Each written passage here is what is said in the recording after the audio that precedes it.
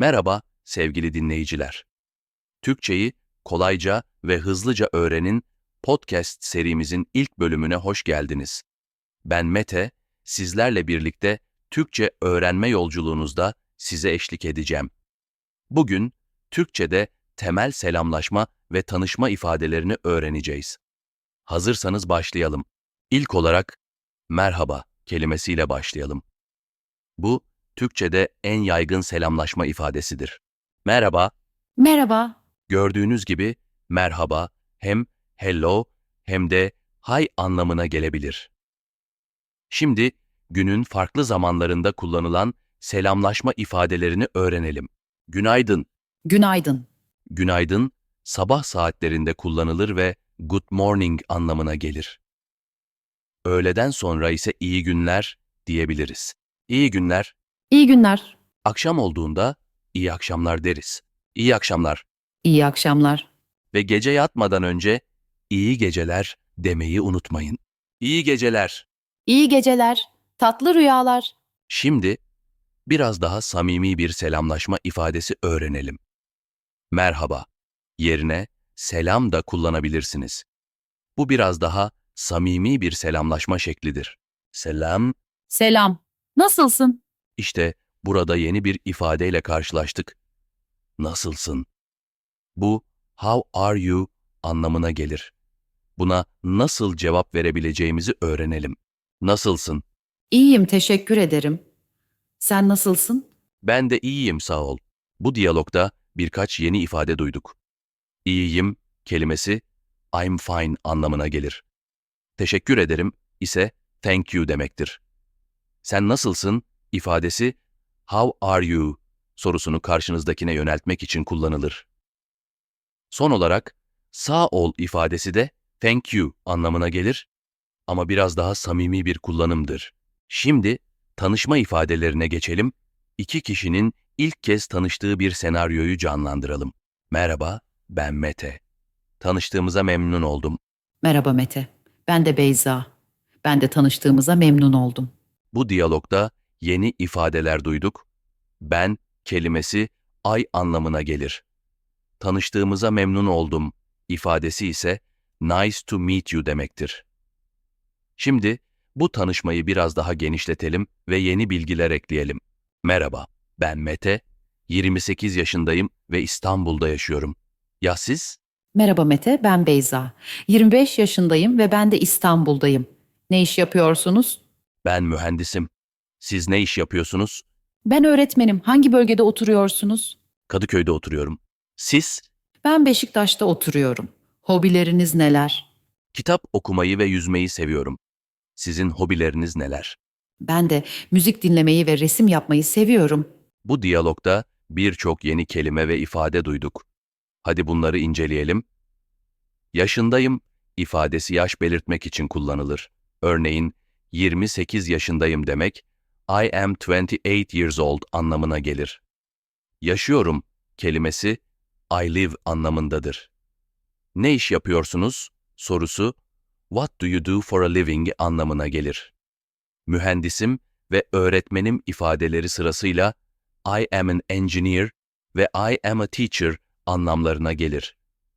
Oturuyorum kelimesi burada I live anlamında kullanılmıştır. Hangi bölgede ifadesi in which area anlamına gelir. Hobileriniz neler sorusu what are your hobbies demektir.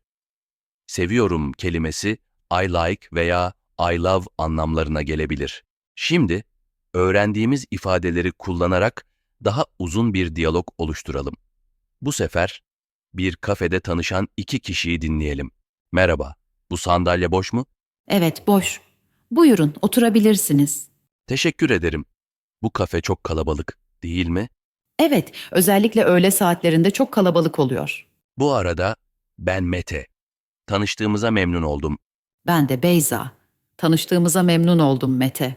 Siz de mi burada çalışıyorsunuz Beyza? Hayır, ben öğretmenim. Yakındaki ilkokulda çalışıyorum. Ya siz? Ben mühendisim.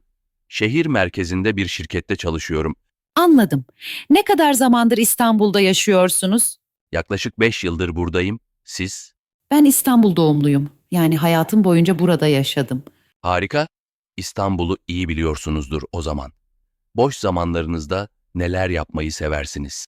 Genellikle kitap okurum, müzik dinlerim ve arkadaşlarımla vakit geçiririm. Siz neler yaparsınız? Ben de spor yapmayı ve fotoğraf çekmeyi çok seviyorum. Özellikle İstanbul'un tarihi yerlerini fotoğraflamak benim için büyük bir zevk. Çok ilginç. Belki bir gün fotoğraflarınızı görebilirim. Tabii ki çok memnun olurum. Bu arada saate baktınız mı? Sanırım toplantıma geç kalacağım. Evet, saat 14.30 olmuş. Toplantınıza geç kalmayın. Haklısınız. Tanıştığımıza çok memnun oldum, Beyza. Belki başka bir zaman yine karşılaşırız. Ben de çok memnun oldum Mete. Evet, kim bilir, belki yine karşılaşırız. İyi günler. Size de iyi günler. Hoşça kalın. Bu uzun diyalogda daha önce öğrendiğimiz selamlaşma ve tanışma ifadelerinin yanı sıra yeni kelimeler ve yapılar da duyduk. Bunları kısaca açıklayalım. Boş mu ifadesi is it empty anlamına gelir.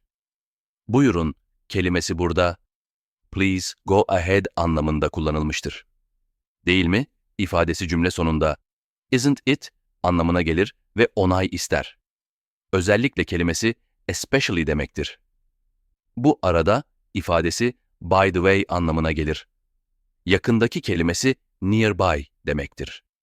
Anladım ifadesi I see veya I understand anlamlarına gelir. Ne kadar zamandır ifadesi how long anlamındadır. Doğumluyum kelimesi I was born in anlamına gelir. Hayatım boyunca ifadesi throughout my life demektir.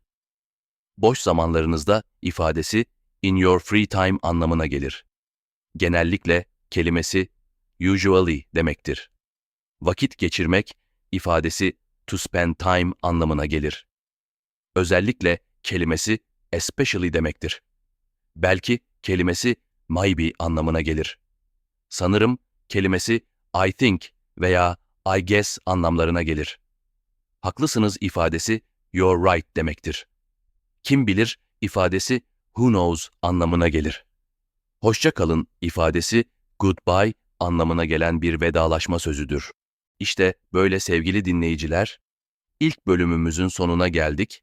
Bugün Türkçe'de temel selamlaşma ve tanışma ifadelerini öğrendik. Umarım bu bölümü faydalı ve eğlenceli bulmuşsunuzdur. Bir sonraki bölümümüzde sayılar ve temel matematik ifadelerini ele alacağız. O zamana kadar kendinize iyi bakın ve Türkçe pratik yapmayı unutmayın. Hoşça kalın.